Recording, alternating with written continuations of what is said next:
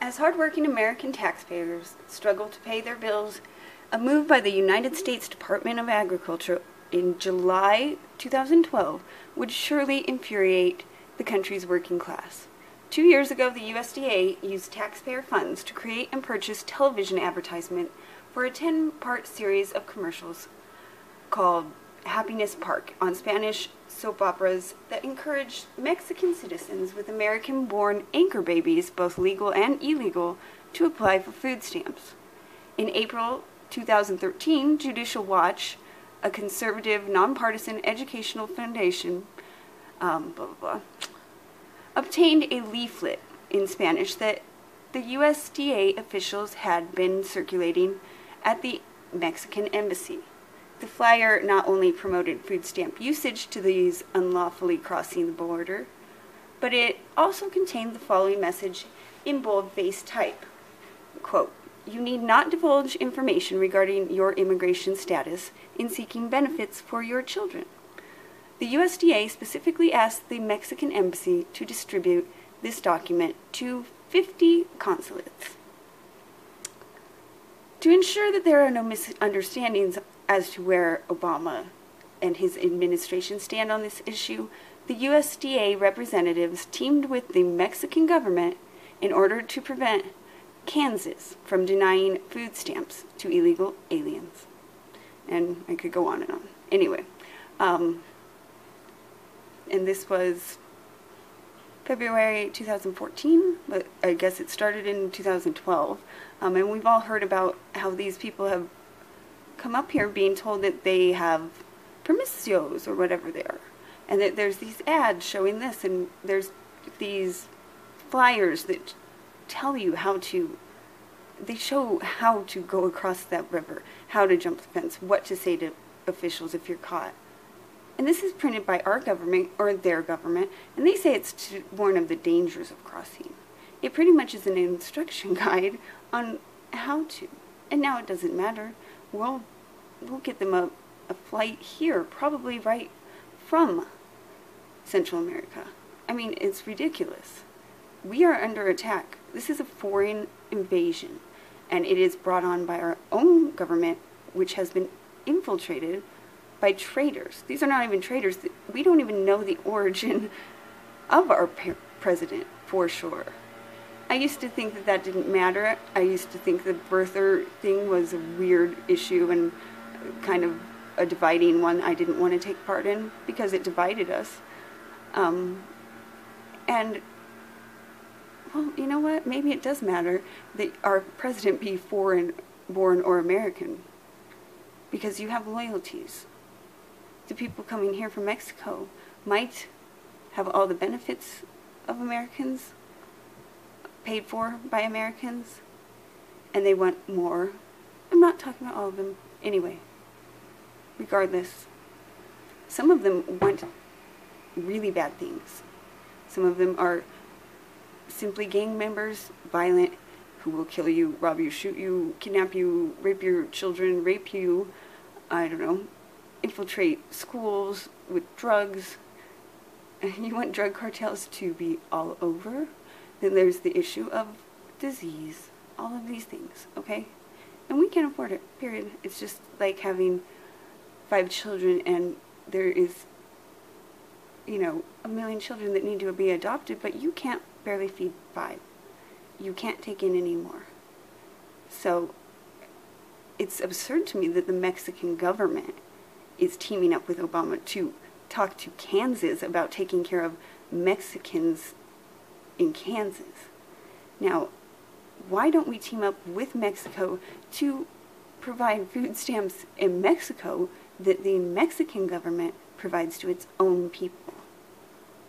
Because have you thought of how absurd it would be for someone from Kansas to go to Mexico and demand that they are given the same appropriations, and then the double absurdity of our president going down and saying, yes, you should pay for my citizen to eat and live and whatever off of the work of your citizens' earnings. How absurd would that be? It's absolutely ridiculous what's happening. And And all you have to do is look into La Raza and some of these radical people who really are here not to become American, but to take America for themselves. And it's not a group of people that really, I don't know, are into diversity and all of these things that we have these bleeding hearts for them.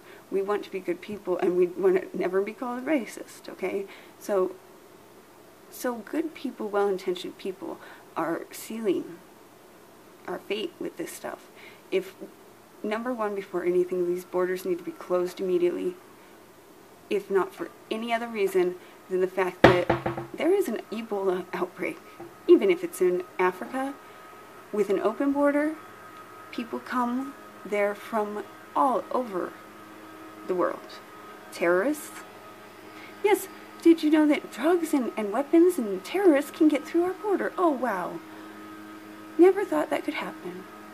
It takes one crossing, one virus, one nuclear attack, one crossing that could be stopped easily.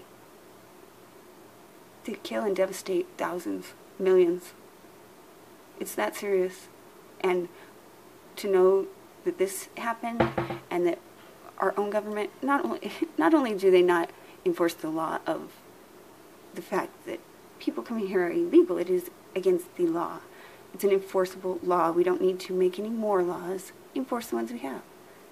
We don't do that. We actually go recruiting as well. And if this isn't recruiting, I don't know what it is. This would be craziness. If Iran was saying, hey, come to Iran, be part of us, and we'll give you free stuff. Would that seem rational to have it on American television? It's nuts, people. It is supporting something that is very sick, and that's the trafficking of children, kidnapping, violence, drug trafficking, all of that goes along with this. And don't kid yourself, this is not a humanitarian crisis. If you looked into all the funding that goes into Mexican and Central America partnerships with America, if they use that to uplift their own community, if they used that to rid the corruption amongst law enforcement, if you look into it, all it does is consolidate power into the people that are already responsible for the horrible conditions over there. And how dare Obama even, in part of that funding, to stop the guns that are going down there, because that's a terrible, terrible thing, all these guns that are coming from America to Mexico. You mean the ones you sent? You sent down there with your little buddy Eric Holder? For that alone, he should be impeached and he should be in jail. Or he should be hung. He is a traitor by definition. Exactly. There's no going about this any other way anymore. This president needs to be impeached. We need to start enforcing laws, arresting every corrupt official, or else we're all going to die. It's not a joke anymore. There are diseases they are bringing in, and it is very, very diabolical and very well thought out, planned out, and they have people everywhere.